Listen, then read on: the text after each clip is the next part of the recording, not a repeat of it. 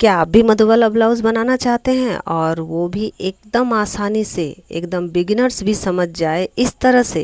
Hello friend, welcome to my channel creative fashion. मैं अनामिका आप लोगों का स्वागत करती हूँ। आज मैं मधुबाला ब्लाउज़ का पेपर में कटिंग और ब्लाउज़ का स्टिचिंग भी बताऊंगी। तो देखिए, सबसे पहले मैंने बैक पार्ट को ले लिया है। बैक पार्ट कटिंग करना तो ज़्यादातर को आता ही है, और अगर नहीं आता है तो मेरे चैनल पे है, आप देख सकते हैं। तो बैक पार्ट का जो मैंने कटिंग को लगा के और उसमें 1.5 इंच प्लस कर लिया है, क्योंकि नीचे से मैं इसको मोड़ूंगी तो उसी का हाफ इंच सिलाई में और 1 इंच मोड़ने के लिए 1.5 इंच इसको ज़्यादा ले लिया है। अब देखिए, बैक पार्ट का जब मैंने कटिंग किया तो उसका शोल्डर 6 इंच था और उसका आर्म होल का जो लंबाई था वो भी 6 इंच था। उसी हिसाब से मैंने इसको कटिंग किया है। उसके बाद देखिए, इसका जो आर्म होल है इसमें 6 इंच था, तो उसी 6 इंच पे मैं इस तरह से बॉक्स बना लूँगी सबसे पहले, क्योंकि इसमें मुझे आर्म होल का गहराई देना है। बैक पार्ट में मैंने 1.5 इंच में इसका गहराई दिया था और इसका फ्रंट पार्ट में मैं इसका 1 इंच का गहराई दूँगी। तो इस तरह से इसको ड्रॉ कर लेंगे, थोड़ा सा अंदर लाएंगे, एकदम 1/4 इंच। आपका चेस्ट अगर ज़्यादा भारी हो तो यहाँ पे आपको चुन्नट नहीं आने के लिए, जैसे मैंने इसमें 1 इंच में दिया है, आप इसको 1.25 इंच कर लें। तो इस तरह से देने के बाद अब मुझे गला का मार्किंग करना है। तो फ्रंट का जो मेरा गला है वो 7.5 इंच है, क्योंकि मेरी जो कस्टमर है वो थोड़ी डीप पहनती है। आप इसको 7 इंच पे भी रख सकते हैं। ऊपर से देखिए, मैंने इसको 2 इंच रखा है और नीचे से इसको 3.5 इंच रखा है, क्योंकि इसको मुझे ब्रॉड बनाना है। तो इस तरह से एक बॉक्स बना लेंगे। ऊपर से देखिए, अब मैं 5 इंच पे मार्किंग करूँगी। मधुबाला ब्लाउज़ में ज़्यादा स्वीट हार्ट नेक और पान गला, यही ज़्यादा गला चलता है और ये अच्छा भी लगता है देखने में। तो मैं इसको स्वीट हार्ट नेक बनाऊँगी। तो देखिए, इसको मैंने इसका ड्राइंग कर लिया है। आपको जिस भी शेप में चाहिए आप उस शेप में इसको बना लीजिए। उसके बाद देखिए, इसका मैं नापी लूँगी। ऊपर से मुझे इसका देना है बस्ट पॉइंट। तो मेरा है 9.5 इंच, उसमें हाफ इंच प्लस करके 10 इंच पे मैं यहाँ पे मार्क करूँगी।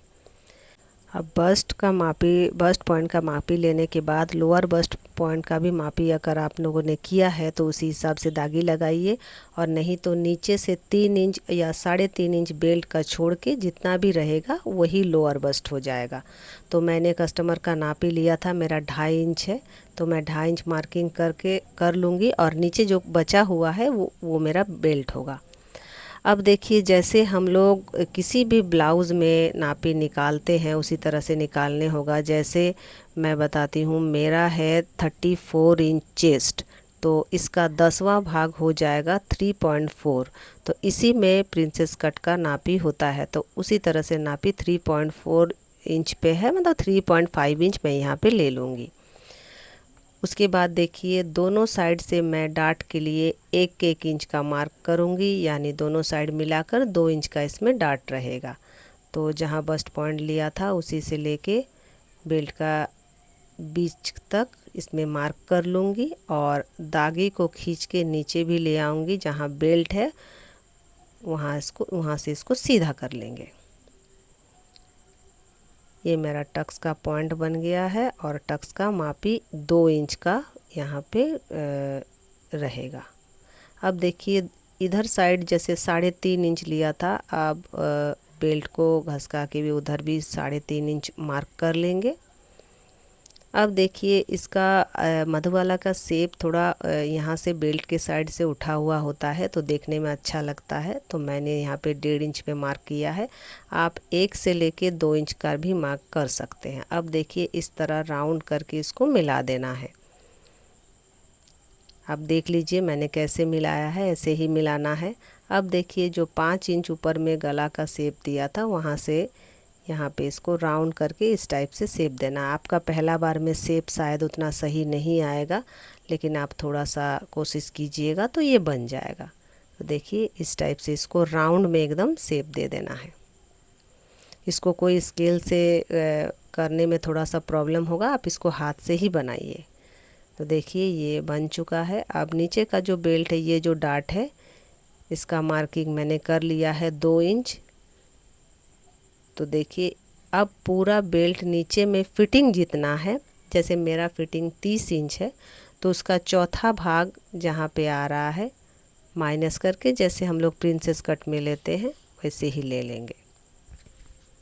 तो देखिए 30 इंच का चौथा भाग करेंगे तो मेरा आ रहा है 7.5 इंच। तो 7.5 इंच मुझे इसमें में जो 2 इंच का मैंने मार्क किया है टक्स के लिए, उसको हटा के 7.5 इंच मेरा जहाँ आ रहा है वहीं रखना है।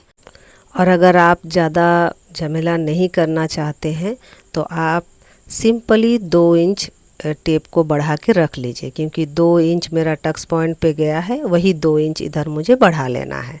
आप ऐसे मार्किंग करके भी नाप के भी कीजिएगा तो आपका मार्किंग ऐसे ही आएगा। तो देखिए मैंने सिंपली 2 इंच यहाँ से बढ़ा लिया है। अब मैं इसको कटिंग कर लूँगी, जैसे मैंने दागी लगाया है उसी हिसाब से इसका कटिंग मैं कर लूँगी। तो इसका फॉर्मा मुझे मिल जाएगा और इसी से मुझे कपड़े पे कटिंग करना है। तो इसको पहले काट लेते हैं। देखिए बॉडी का जो पार्ट है इसमें मेरा कप भी लगेगा। तो देखिए मैंने इसको कटिंग कर लिया है। अब देखिए नीचे बेल्ट के लिए ये जो 2 इंच मैंने टक्स लिया है ये ज़्यादा हो जाएगा, तो इसको इस तरह से मोड़ के आप इसमें पिन लगा दीजिए। और ये देखिए जो बॉडी का पार्ट है इसमें भी इस तरह से इसमें डाट लगेगा, तो ये बॉडी का शेप में आएगा।